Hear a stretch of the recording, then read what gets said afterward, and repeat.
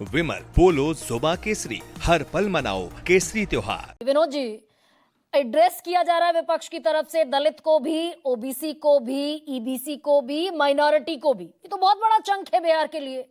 अभी बिहार की जमीन पॉलिटिकली विपक्ष के लिहाज से कितनी फर्टाइल है?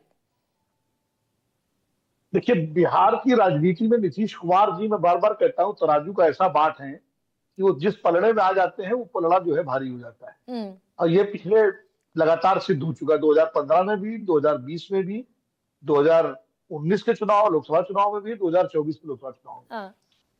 और इसीलिए जब नीतीश कुमार, अभी तो हमारे अरविंद जी है कि नहीं, अरविंद जी, अब मुझे बड़ा मतलब हंसी आ रही थी कि नीतीश कुमार जी ने इंडिया गठबंधन नाम रखा था, नामकरण किया था, वो इंडी इंडी कह रहे हैं। अरे भाई, बीजेपी के साथ रहिए, लेकिन बीजेपी का है, ठीक है, बीजेपी का तो अपना नामकरण उसने रखा, इंडी गठबंधन का अपना वो है। आपके तो नेता ने इसका नामकरण किया था भाई, इंडिया गठबंधन, लेकिन आप भी वही बोल रहे हैं। तो खैर चलिए, तो आप अपनी सहयोगी का साथ दे रहे हैं, इसमें कोई दिक्कत नहीं है। लेकिन मैं ये कह रहा हूं कि नीतीश कुमार जी का जो आधार है, जनाधार, वो बैलेंसिंग फैक्टर है। और अभी भी उनका जनाधार अपने वोटर के बीच में मजबूत है या नहीं है, इसका टेस्ट इस चुनाव में होगा। अच्छा, इस चुनाव में एनडीए, जैसा कि अजय भाई भी कह रहे थे, मुझे भी एनडीए के पक्ष में 2-3 फैक्टर लग रहे हैं। पहला फैक्टर तो यह है कि पिछले चुनाव की अपेक्षा एनडीए इस बार ज्यादा संगठित है। पिछली बार चिराग पासवान जो थे, अलग लड़े, वो एनडीए में थे भी और नहीं भी थे। और उन्होंने जनता दल यूनाइटेड का जो काम बिगाड़ा था कि जो लगभग 75-80 सीटें जीतता था जनता दल यू, वो 42 सीटों पर आ गया।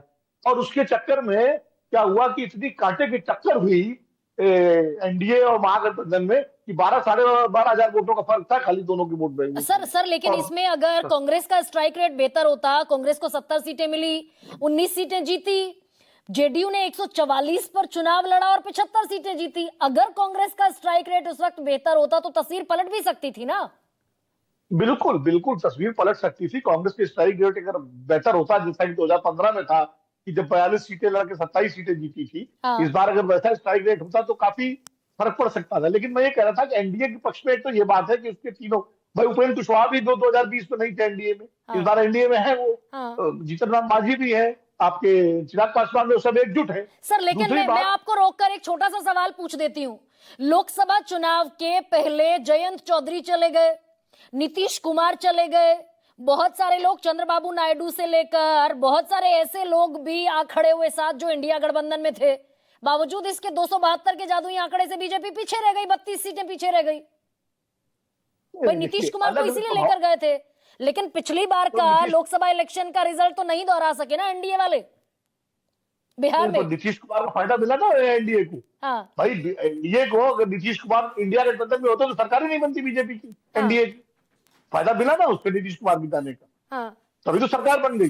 240 प्लस एनडीए 293 295 पे आ गया ना। अगर बिहार में ही अगर 20 सीटें कम हो जाती एनडीए की, अगर नीतीश कुमार इधर रहते और उत्तर प्रदेश में 10-5 सीटों का फर्क पड़ जाता, तो 30 सीटों का अगर फर्क डाल दीजिए, 210 पे बीजेपी आ जाती। नहीं, कोशिशें तो लेकिन तमाम हुई, तो मैं ये कह रही हूँ सर, उसके बावजूद 240 पर तो अटकी भारतीय जनता पार्टी 303 से। देखिए, क्या कह रहा हूं कि वो तो 200 पे आ रही थी, जो 240 पे पहुंच गई। ये भी तो देखिए ना, गिलास आधा खाली है आधा भरा है। आप ये देखो, नीतीश कुमार के जाने का फायदा ये हुआ ना एनडीए को, चंद्रबाबू नायडू के साथ जाने का फायदा ये हुआ। तो सर कांग्रेस 52 से पहुंच गई 99 पर। भाई भारत जोड़ो यात्रा, भारत जोड़ो न्याय यात्रा 99 पर लेकर चले गए राहुल गांधी। इस यात्रा का क्या कोई इम्पैक्ट बिहार में दिखेगा, या फिर वो तस्वीर पुराने वाली हम देखेंगे? देखिए, यात्राओं का इम्पैक्ट तो होता है। अब कितना हो अलग बात है। अडवाणी जी की यात्रा का इम्पैक्ट ये हुआ कि आज भारतीय जनता पार्टी लगातार बढ़ते बढ़ते 303 तक पहुंच चुकी थी। सर 19 से आगे बढ़ेगी ये पार्टी जो राहुल गांधी निकले हुए हैं?